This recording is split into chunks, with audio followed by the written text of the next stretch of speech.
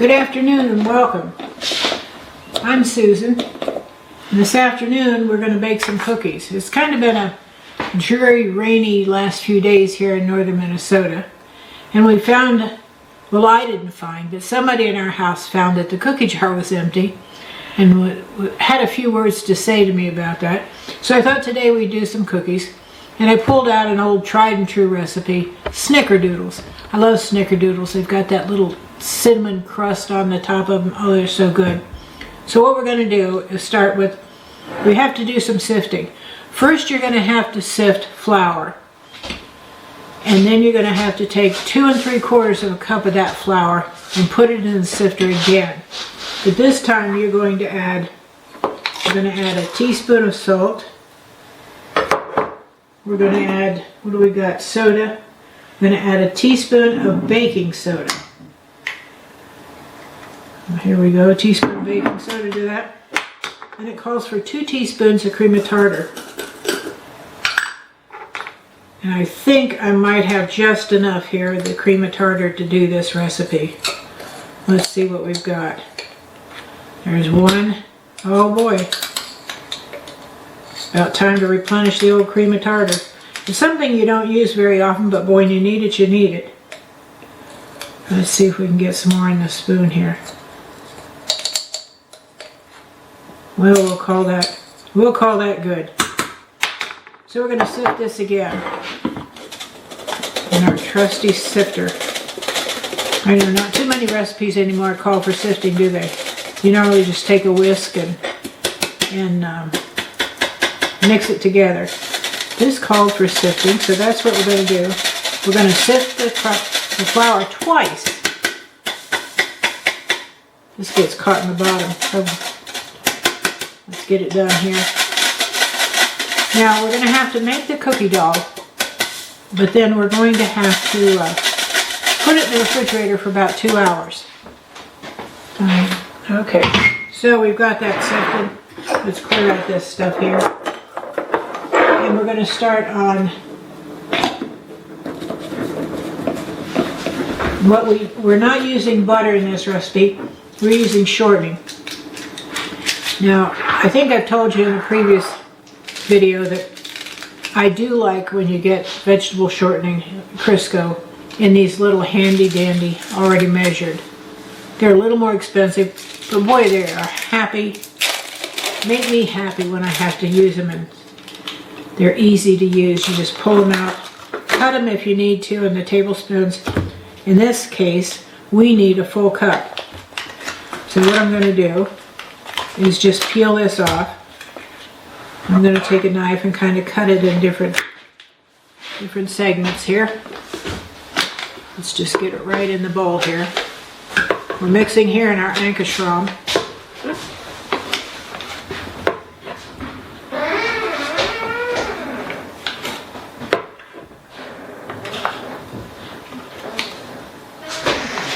That little squeak you heard was Tilly coming in the back door.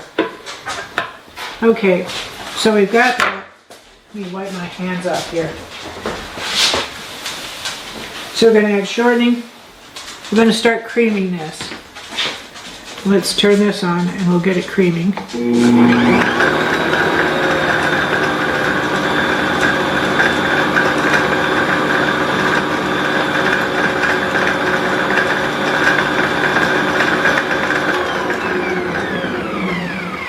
Okay, we got the shortening cream. I'm sorry about the noise, but there's no getting around that with the mixer.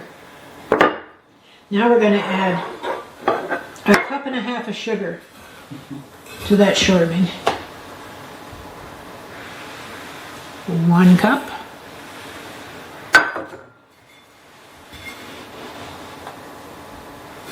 And we got 1/2 cup here. Now,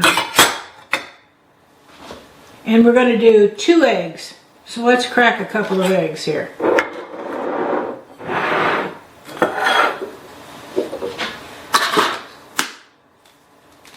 Now remember, when you're baking, always use room temperature eggs. Otherwise, you're going to put butter in there and it's going to turn the butter back to a solid instead of a cream if it's cold egg. So you want to use room temperature always when baking. So we've got 2 eggs. Now we're going to turn the mixer on again and we're going to mix this together.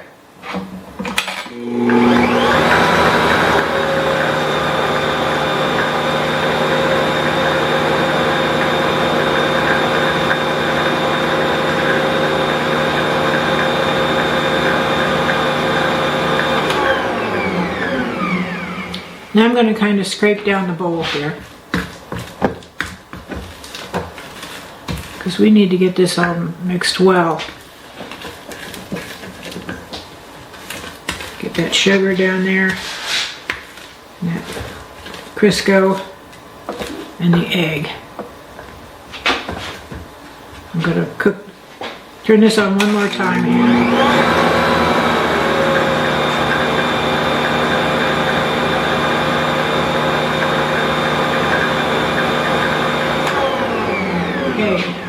Now we've got our 2 3/4 cup sifted flour, our teaspoon of baking soda, teaspoon of salt, and 2 teaspoons of cream of tartar. Now we're going to put that in here. I thought I had a spoon here. Let me grab one real quick. I'm going to add the dry ingredients into this. I'm going to mix it. Now you need to kind of plan ahead when you do snickerdoodles, because the dough has to chill before you can put it in the oven. So you have to allow for 1 hour to 2 hours of chilling the dough before you can put it in. Let me get all this flour in here without trying to make a mess here. Okay. There's our flour in there.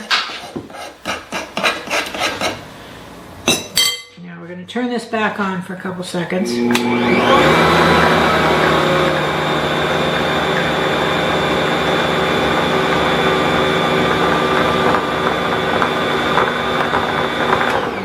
In case you noticed, I had a little snow shower there.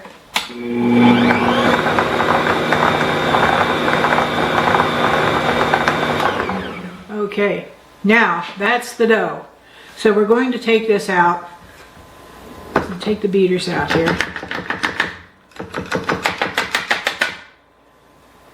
Just clean the beaters off. Remember, Ina Gartenay says, the best tools in the kitchen are clean hands. So we're going to put this in the refrigerator for a couple of hours, and then we're going to come back and I'll show you how we roll them and bake it. Okay, our dough has chilled. I chilled it for 2 hours. And I've got 1 tray of cookies here baked so that you can see what they look like. This is the finished product. Now I'm going to show you how we get to this point. Actually, they smell so good. Oh my, oh my, oh my. Whoops, there's a hand reaching in to get a hot cookie. All right. We set this out here. So to get to this point with the cookies, what we're going to do, we're going to take this is probably an inch scoop. I'm going to take an inch scoop and scoop it in here. I've got 2 tablespoons of sugar in here and 2 tablespoons of cinnamon. We're going to drop some cookie dough in there. And we're going to roll it. We're going to roll it in the cinnamon and sugar.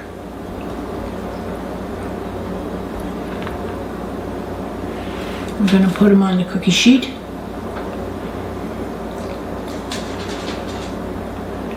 These are so tasty. I tried making them smaller, but nobody in our family really liked them tiny. And these are a good size, I think, cookie. They're not overly large, but they're not itty bitty either. They're not like a little tea cookie. So what we're going to do is, like I said, roll this. Going to roll these in cinnamon sugar. Going to bake them for 10 minutes. Take them out of the oven. Put them on a cooling rack. This is what they look like. You should get about 5 dozen cookies out of this dough I've given you the recipe for. And I'll tell you what, until next time, blessings to you and your family.